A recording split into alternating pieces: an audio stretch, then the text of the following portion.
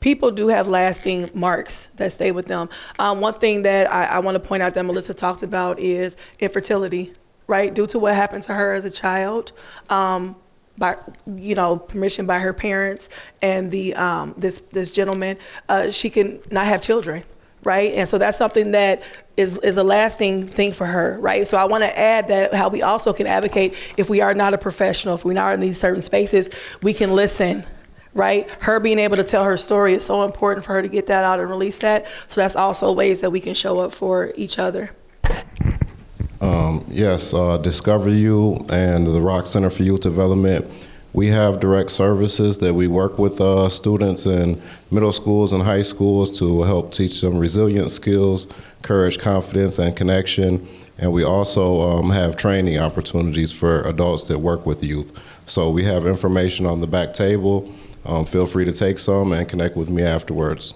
Yes, please make sure you get some of that information back there if you have other questions. We only have a couple hours here, so we can't get on everything. But if you have more questions, please, it's a lot of information back there. I don't know if I have a question. It might be more of a statement, but sure. To Miss, is it Sharon? Mm-hmm. So I know it's about the children, but I was on the other side of a CPS call. And it was my mother-in-law, and it wasn't warranted. I just had a 16-year-old daughter who was doing a lot of stuff, and she didn't like to be disciplined or anything. And so I just wanted to know, like, CPS, is the protocol? I don't know, because they just knocked at my door one day. Well, actually, my sister-in-law threatened us because we wouldn't let them see the kids on the weekend, and then the next thing I know, CPS is at my door. So I don't know, I didn't like them just showing up. I feel like y'all could have called me first and asked. Like, really, was there really something going on? Maybe I would have said no, but I understand that, but I just a knock at the door and I'm like, how you doing? And she's like, how are you? And I'm like, can I help you? And she's like, yeah, I got a call. And I knew who it was from because you threatened me a week ago. So I'm like, yeah, I know who it's from. And it just so happened that my house is super clean this day. Right? It's not I just came from shopping. I went to the meat store, the freezer, and she asked to look at all this stuff. So in my mind, I'm like, what if I didn't have meat? Right. What if my water would have just been cut off this week? Yeah. Would I have had a case? It just so happened I didn't have a case because they was like, oh, you just got a rebellious 16-year-old daughter. And I'm like, yeah. But I know in other circumstances, maybe the house may have been a wreck.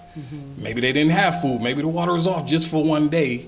Would they have had a case? I don't understand the protocol because I just know they called, go check them.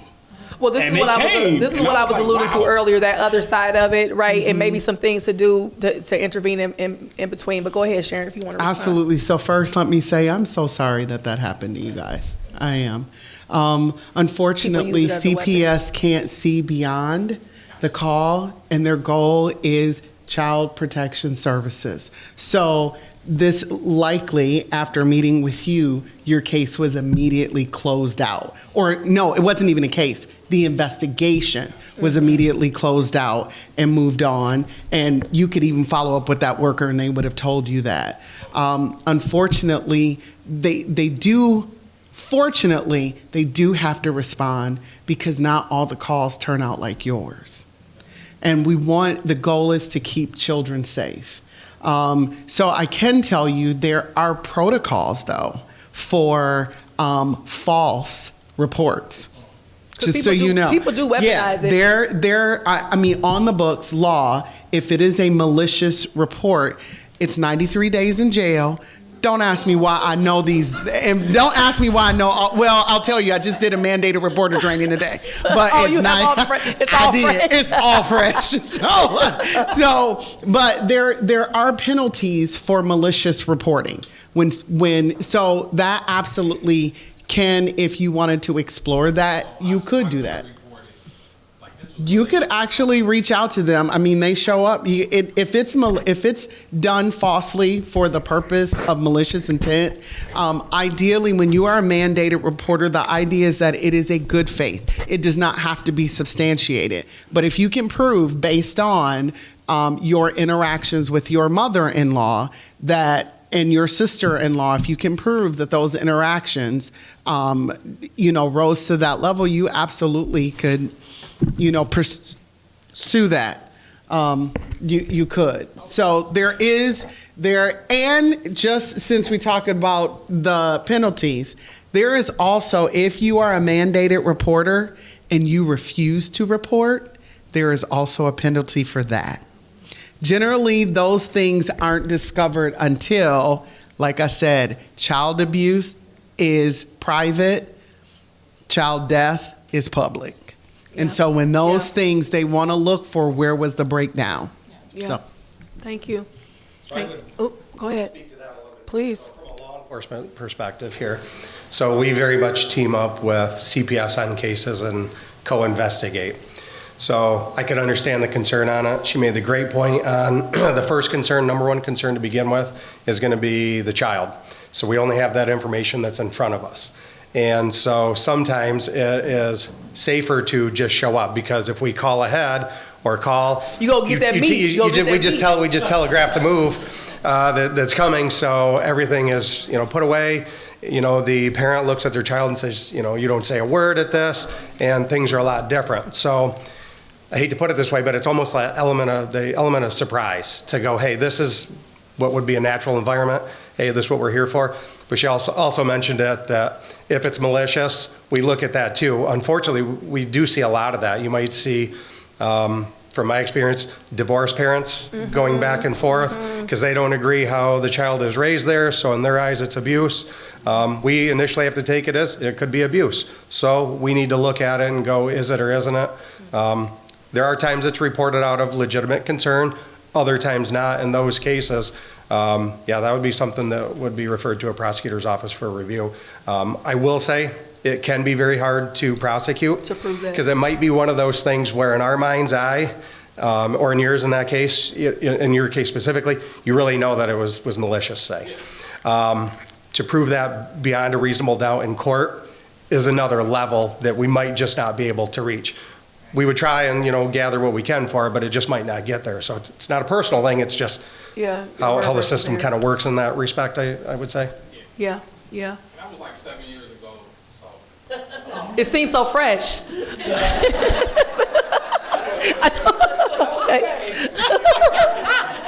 God. you have no relationship with her mother. Yeah. So it's like, man, it's crazy. Yeah. But I didn't know I could have prosecuted 7 years ago. Oh, goodness. Is the statute of limitations up? I'm sorry. Oh, good. I know.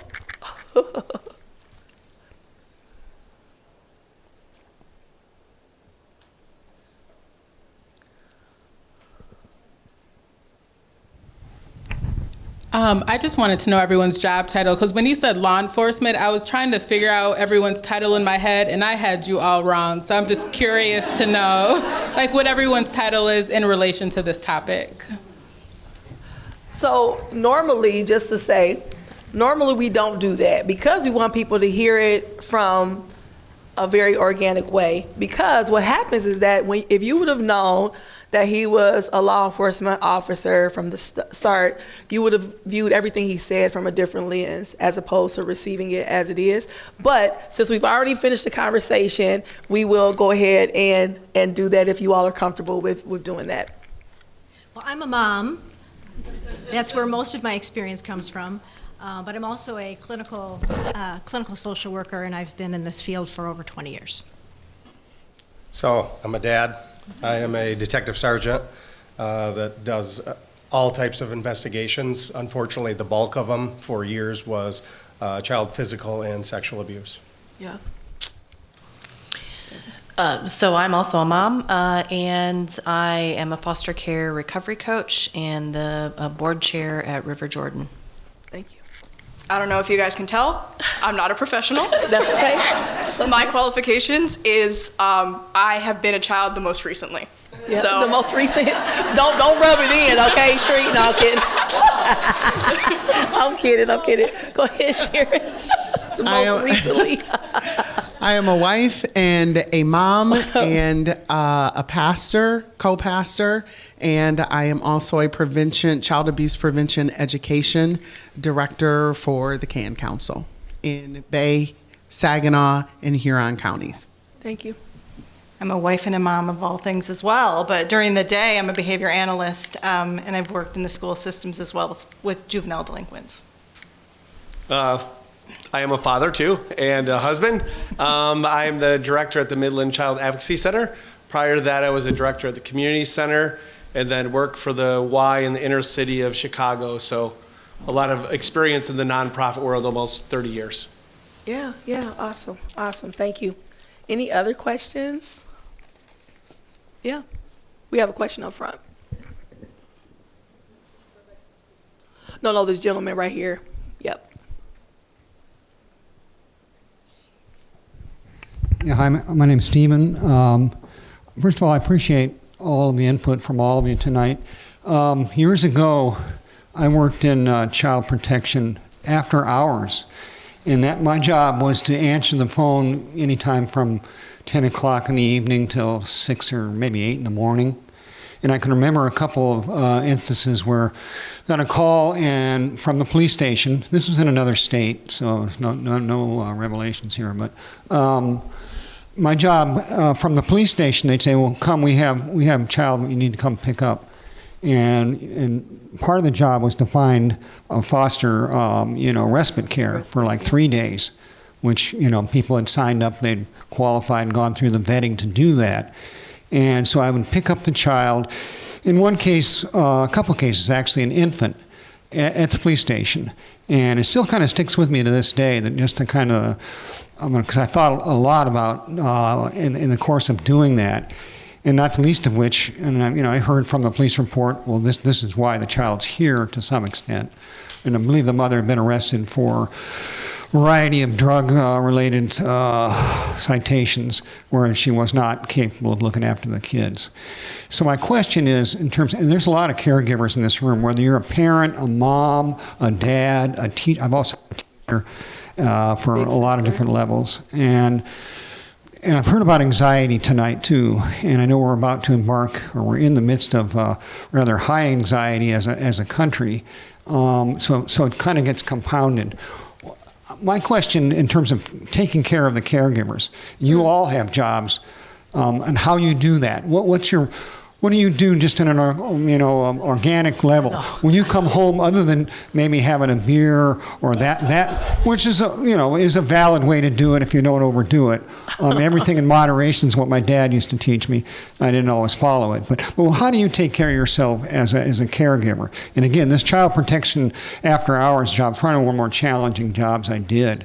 Where, and to this day, this was several years ago, but I still think about it and the stories you're telling and the truth of all this. The other part is the mechanics of when you file a report. If you're a child protection worker, there's a lot of bureaucracy involved. You talk about crossing the T's and that. Very frustrating, because then the next day I can remember filling out the forms and how difficult that was. And I said, man, I just want to get help for these kids. But main question, how do you take care of yourselves? Well, I cry. I'm a crier. I mean, I don't work in those spaces anymore, but when I used to work with families and children who were at risk, or different families that were going through those things, I mean, I would have to cry, because there was nothing I could do as far as, because I wanted to just put kids in my car and just drive off, right? Never return them back to their households. But you can't do that, because then I'll end up, Ryan will be knocking on my door. And so I couldn't do that. So for me, I would cry. And that was the first, is that release, because, you kind of feel a little helpless in those situations at times. But that's me. So anybody else want to add to that? So something that I want to add to that, as a foster care recovery coach, the first thing we emphasize is that our own recovery comes first. And so having those boundaries there, some days, the kids will call me all hours of the day or night, and I need to make the decision of, am I in a space where I can answer that? Do they really need me? You know, and so that's a part of it, is having that boundary and putting that first. So there are some weeks where I can give more and I can do more, and then there are some, you know, weeks I'm like, I am tapped out. But take care of myself. Yeah, I pump iron and cold plunge, so that helps. Oh, gracious. I applaud people who do that, Yeah. the cold plunging, yes. Anybody else want to add to how they kind of do? And thank you for sharing what you shared in your questions. I'll speak to it. Yeah. So for me, I'm probably pretty lucky. My wife is actually a clinical social worker too. Oh, so she sits you on the couch? So yeah, so I mean, she gives me lots of different tips. And I do think that more and more, as I've progressed in my career, we've done better about being aware of, you know, how we are treating ourselves. But, you know, after having investigated everything from minor abuse all the way up to child homicide, you know, for my job, you very much compartmentalize while you're doing your job. When you get home, there was probably times when I was younger in my career, I didn't really take care of myself. That's where support system, very much my family and my coworkers, like if they notice, hey, you seem a little bit more irritated, you know, I'd start kind of reflecting, go, okay, this isn't who I want to be. So then there was some conscious choice to start looking at the positive things around me. I can't control all the negative, but I can, you know, focus on the positive, do my job well, but really thinking about positive stuff, taking care of our body, the, you know, physical, mental health as far as, you know, workout, like she said, positive relationships, and I'll mention again my coworkers where I'm at. We very much take care of each other, and you know, because we talk about shared experiences. So my line of work, very much shared experiences are how the brother and sisterhood kind of gets built, because you've been through a lot together. So we really work together with that. I'm glad you brought that up, because I've interviewed a few LEOs, and it's really interesting because I've always asked that question: how do you go from seeing, like, coming from a murder scene or something so graphic as seeing a child being violated, and then you go home and play with your child right on the floor? How do you know, kind of switch over that way? Because it seemed like it would be challenging at time, of course, to kind of see those type of really traumatic things and then go and be a husband, right, and go barbecue or something after you've experienced that. So I appreciate you for sharing that part of it as well. So thank you. Does anybody else want to add, or we want to go to the next question? And we are almost close to wrapping up. Well, while we're on our way to the next question, sure, I would say sometimes, and I probably, maybe many of us would feel this way, sometimes you don't leave it at the door. Sure. Oh, there are some cases probably you have that stick to you even today, right? That just, they exist. I think the big thing is what was pointed out: boundaries, one, and self-care. I will advocate every day, get a therapist, find yourself a counselor, even if it's just an every 6 month or yearly check-in. You ain't got to go sit on the couch for 3 weeks at a time. I mean, I'm not saying that, but get a therapist, because mental health, I heard something said real well. We spend a lot of time wanting to protect mental health, but mental health is actually an asset.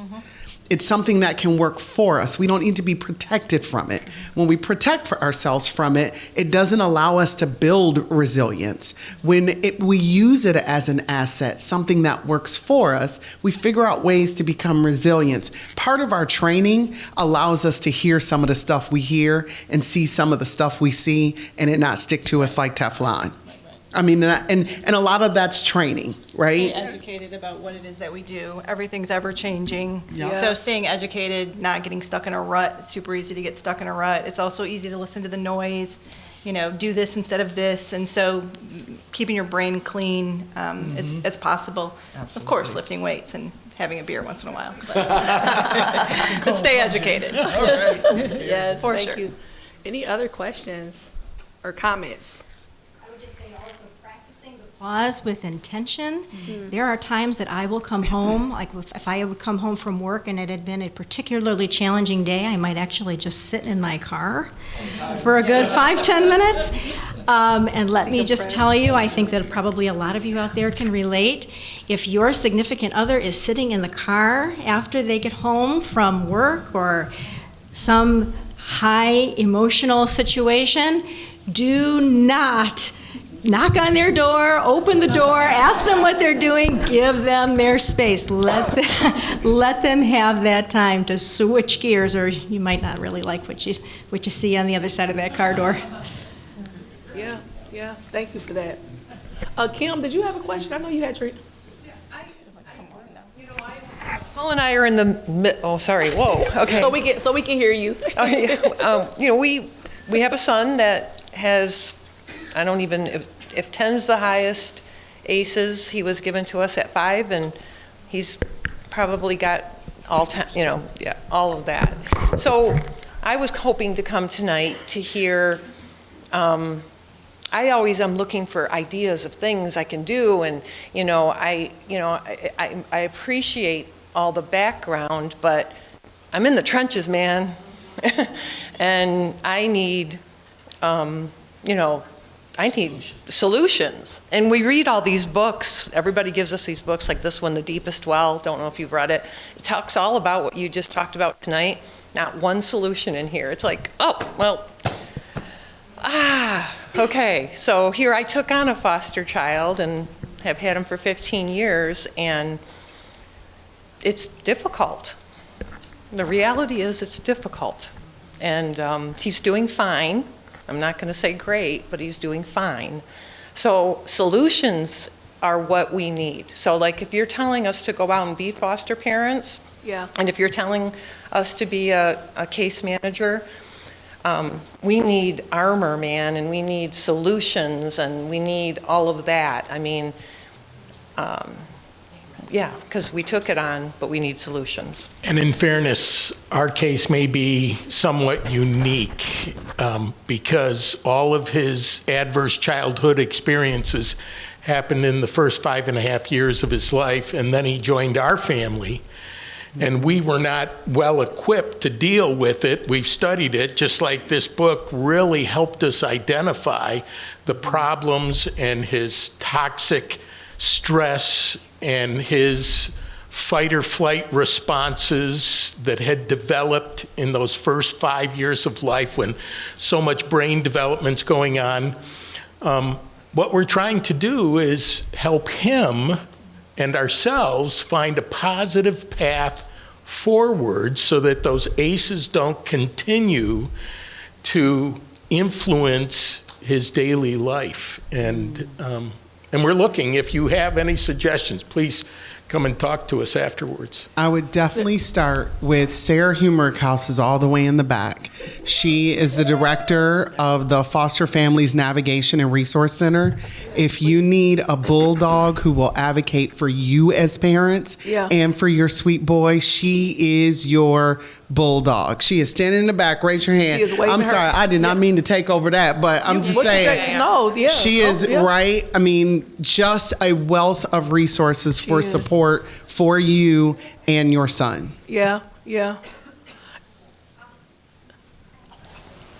And before Sarah speaks, I want to say thank you all for sharing that, because I think that's part of the issue, complexities with this, is that people don't speak up. They suffer in silence, and then you have this child that's a beautiful child that did not ask to be put in those situations. And then you have these wonderful people that we say, we need more foster care parents, we need people to take these children, then they take them, and we do not equip them all the time with the right things, and then they're just left there to just kind of deal with it, so to speak. So I appreciate you all for speaking up. If we do not start calling out the things that infect our communities, and when I say an infection, I think about a body that get into our body, and if we don't start to speak about it, we cannot give the proper medication. We cannot heal it. We cannot heal our community. So I appreciate you all for speaking about that. Go ahead, Sarah. I'm sorry. I just wanted to say that if we do have foster parents in the room or adoptive parents in the room, Foster Families NRC is here to support, equip, train, mentor. If you have questions, if you need supports, if you just need to talk about it, I will sit and talk to you for hours upon hours. I've been a foster parent for 8 years, and I'm passionate about fostering in our community. So if you're interested in fostering, or you want to foster, you want to have a conversation about if you would even think about fostering. I will talk to a doorknob about fostering because I am that passionate about it. So please just come back here and see me, and I would love to talk to you. Thank you so much. We are at the end of this part, which is the end of the whole thing. We are at the end, but I really do. I appreciate you guys. We always have like some closing statements, and then we'll have our MC coming up, and then Kevin, who is the director, CEO of the Midland Children's Advocacy Center. I have to remember the name because I'm still switching over. And we did this, actually, Renee Decro is back there somewhere. And she actually is the one that helped kind of get this conversation going, because Kevin wanted to kind of amplify this topic and said, would you want to talk about it? I'm like, well, of course I want to talk about it, because we need to talk about these things so that we can get the proper help and education that we need. And so this is in partnership with the Midland CAC, and and amplifying those voices, and also to highlight Children Abuse Awareness Month, which is next month in April. And then the CAC has a gala fundraiser event in May 1st? Yes. May 1st. Okay, so they have information back there as well, where you can get more information. I just want to remind people that there's tons of information back there. Get informed. Do not be afraid to ask questions. And in closing, I want to say tonight wasn't just about conversation, it was about commitment. We came together to shine a light on what it means to truly advocate for our children, to protect their innocence, honor their voices, and fight for the futures they deserve and the present day that they deserve. There's a quote by Marian Elderman that speaks directly to the heart of this work. If we don't stand up for children, then we don't stand for much. So as we leave tonight, I challenge each of us to keep showing up, not perfectly, as you alluded to, but purposefully. Keep having the hard conversations, keep creating space for truth, and most of all, keep choosing love in action, in policy, and in everyday moments, because our children are watching and they're worth every ounce of it. So I ask you all 2 questions to ask yourself and reflect on: how can I gently show up for a child who just needs someone to see them, hear them, and believe in them? And what kind of world do I want our children to grow up in? And what small part can I play in helping to build that? So that is my closing on my soapbox, and I will turn it over to our MC. Thank you. All right. I just say that tonight's topic was very close to my heart. Some of you all who may know me outside of this area here know that I serve as a board chairman of a child welfare agency. A lot of you all know it as Adoption Option, that provides several of the services that we talked about a little bit on tonight. And I see some of this firsthand as being the board chair, but also down in the nitty-gritty of children and how much these services are needed. So this has just touched my heart. I also thank you for demystifying about the CPS as well. That was very, very, very key. So thank you for that. And as Aaron mentioned earlier, this is the first of the live show experience tour. So there's going to be many more of these throughout the year. So follow us on Instagram, Facebook, so you know where the next event is. I'm going to tell you now where the next event is, April 29th in Bay City. So make sure you're there. Make the 15 or 20-minute drive over if you live in Midland to get more information about stuff like this as well. And as always, we can't do this alone.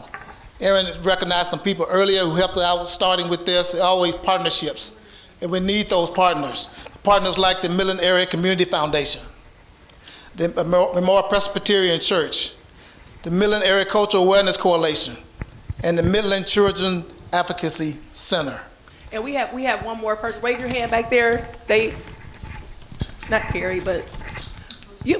Right. Yes, you. Shout out your agency. I'm with DHHS, and I am with OWDT and the READY group, which we train child welfare. I was a CPS worker for 14 years, investigations. So now I train all the incoming workers. So And they were, very quickly, I want to say, they provided us a check today. I want to make sure I say that in support of this work that we do. And so I want to thank them. And then also, I mean, they heard about what we did at the last one in January and jumped right on board to see how they can help. So I truly appreciate that. Thank you. Oh, thank you very much. Thank you for that.